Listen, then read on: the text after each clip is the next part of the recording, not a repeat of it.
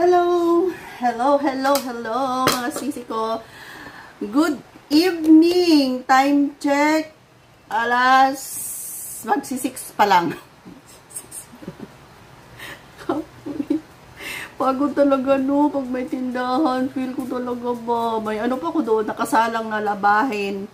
Grabe talaga mga sisi, ang busy ng buhay ko. So, kakain muna ako. Share ko lang yung aking ulam ngayon kasi minsan lang tayo mag-vlog dito sa loob ng bahay at ngayon, dito ako mag-i-intro. Gaba muna natin para makita yung kanin. No, diba? Hindi halata. Kasi, hindi siya masyadong kita si white yung plato or pinggan ko. Kanin, tapos, yan, masarap yung ulam natin ngayon. Nagluto si Kuya Dave. Hindi ko na kasi ma-update sa inyo yung ulam namin araw-araw. Si Kuya Dave kasi nagluluto yan siya hapon, tapos ako sa morning. Kung sa morning, ito pala ay apritada, may atay, buto-buto ng karning baboy, tapos may ano siya mga sisi ko, atay, patatas, carrots, ayan, tomato sauce, yan. Basta si Kuya Dave magluto, ayan, masarap talaga. Aaminin ko yan, masarap talaga si Kuya Dave magluto. Kung morning kasi mga sisi, itlog lang ang kinakain ko, tapos oatmeal, yung Australia oatmeal na pinakita ko sa inyo, tapos kape, yan lang, and itlog, paitlog-itlog lang kami kung morning, pero pag hapon talaga, magluto talaga si Kuya Dave ng ulam, kaya hindi ko ma-share sa inyo minsan kung ano yung niluluto niya, kasi nga, nakalimutan ko, busy na kasi pag ganitong oras sa, sa tindahan. Okay, so may bagoong tayo dito, ginamos, basa Bisaya, lami kaayo ni, oh, diba? Sabaw na lang. Pero lami gihapon, sarap pa rin. Tapos may biscuit akong apple, mamaya na to, bago matulog. Kasi ano pa ngayon, early pa mag-dinner, mamaya gutomin, apple na lang yung kainin ko. Hindi na ako magkain pa ng mga tinapay. Tapos, syempre, napakasarap kumain pag may saging. O, diba? Saging. Tapos ito lang. Ay, may kimchi pala ako. Ma-expire siya August 12. Buti na lang nakita ako to doon sa rep. Mahirap talaga no pag walang rep. May rep naman dito, pero hindi ko yan ginagamit kasi malakas sa kuryente. Yan yung rep na sabi ko, na vlog ko na before na imbes pinaayos ko siya ng 8,000. Binili ko na lang sana ng bago. Naayos naman siya. Ang problema, napakalaki ng bill sa kuryente. Kaya kung may rep kayo, kung ako sa inyo, mas mahal yung charge sa pagpaparepair, bili na lang tayo ng bago. Ngayon, wag naman sana, no? Pag may masira na refrigerator ko, tapos pag-inquire na ganito kamahal, 8,000 yan kasi may pinalitan daw. Ibili na lang natin ng bago, sure pa. So, mahirap. Walang refrigerator dito na umaandar, na lagayan ng mga prutas kasi makakalimutan. Ito, nakalimutan ko kasi nasa tindahan. Kimchi to mga sisi ko. Ayan, so ngayon, may item pala ako kanina na dumating from grocery. Nakapag-display na halos na-display na lahat yung mga napamili ko, na-order ko, nung na-vlog ko ng mga nagdaang araw. Ngayon, may another display na naman nagkakahalaga ng siguro mga 7,000 worth from grocery. So, ngayong gi-vlog ko ay Monday. Kung anong araw nyo man napanood to, basta't ngayong araw na nag-vlog ako is Monday. Monday ang delivery. So, i-check ko yon mamaya kung ano yung mga pinang-order ko. And I'm sure naman na mga fast-moving item yun sa tindahan. So, yun yung sisilipin natin. After kong kumain, punta tayo sa tindahan. Saglit lang bago ako magpatuloy sa paglaba, mga sisi ko. May labahin pa ako, nakatenga. Kanina nga, sus, nakalimutan ko mga sisi ko.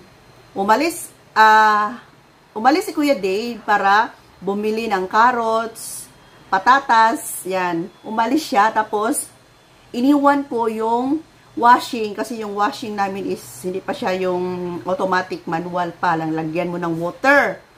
Sus, Ginoo mga sisi ko. Iniwan ko siya, wala sa isip ko, kasi wendang na ba, yan. Iniwan ko yung, pagdating ni Kuya Dave, siguro 30 minutes pa siguro, mahigit. Nagtaka siya, pagpasok niya dito sa kusina, umaapaw na yung tubig sa washing, mga sisi ko. Yung, sa labas talaga ng bunganga ng washing. umaapaw na yung tubig. Nakalimutan ko pala na may nilagay akong hose na umaandar. Nakalimutan ko na ko, Kuya Dave. Tapos nakasaksak pa naman. Ay, hindi pala talaga siya sa umaapaw sa bunganga. Kasi malapit na sa bunganga, may butas naman na maliit. Meron para daw siyang, in case na ganyang senaryo, makalimutan mo, meron siyang exit ng tubig na para hindi masunog yung motor. Pero natatakot pa rin akong mag-washing ngayon, baka nabasa, may something nabasa doon kasi punong-puno. Sabi ko, hindi talaga pwede. Minsan nga pag magluto ako mga sisi ko, makalimutan ko, masunog na yung niluto ko, nagiging uling na sobrang makalimutin ko. Kaya kung ako sa sunod mag-washing, maglagay man lang ako ng tubig, tatayo na lang talaga ako hanggang matapos. Hindi ko siya pwedeng iwanan. Kaya ilang beses na yan nangyari, 10. Di ko na mabilang na umaapaw yung tubig sa washing kasi nakalimutan. Minsan naman sa pagluluto, isa pa yan na yung niluto ko nagiging uling na. Yung mga ulam sana ni Dugi, ni Maki, nagiging uling na yun mga sisi ko kasi makalimutan ko talaga. Ang ano ko na lang, pag ako'y may gagawin, aabangan ko na lang talaga hanggang sa maluto. Kasi ilang beses na, buti na lang yung kitchen namin, yung lutuan talaga namin, wala kami dito sa loob ng bahay. Andoon sa labas. So kung ano man ano man yung niluto ko, at least nasa labas lang. Okay, so ako'y kakain na muna and after punta tayo sa tindahan. So yan mga sisi ko, ito yung sinasabi kong washing. Kanina puno talaga to, abot dito mga sisi ko. Oh. Ayan, dito lumabas yung siguro yung extra water. Tapos, ito, umaapaw na to dito sa hose. Hindi kasi siya nakababa. Kasi pag ibaba mo to, mauubos ang tubig. Dapat nakaganito lang siya. So, dito siya umaapaw yung water kanina. Lumalabas dito. Kasi kung naano to, na-down to, okay lang. Pero naka-up kasi siya. So, dito lumalabas yung water. Tapos may nasalang na ako. So, ganun mga sisi ko. And, madilim na kasi katatapos lang natin kumain. Puntahan natin si Kuya Dave. Ayan. Dilim na mga sisi ko. Tao po. Diretso na tayo dito sa item na ipapakita ko sa inyo. Ayan. O, diba? O, ito yung item na dumating from grocery. Kuya Dave, palihog ko cutter. Gamay lang.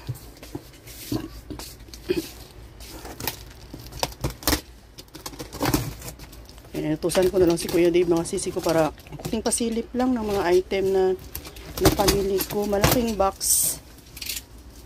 Tapos, ito pa. Yan pa sa ilalim. Dito mo yan ilagay. Ay, very good. Yan pa, yung dalawa. I-open mo please. Yan, mga kape pa rin pala ito na hindi ko nabili sa grocery. Coffee ko. Brown. Plain. Tapos mga biscuits.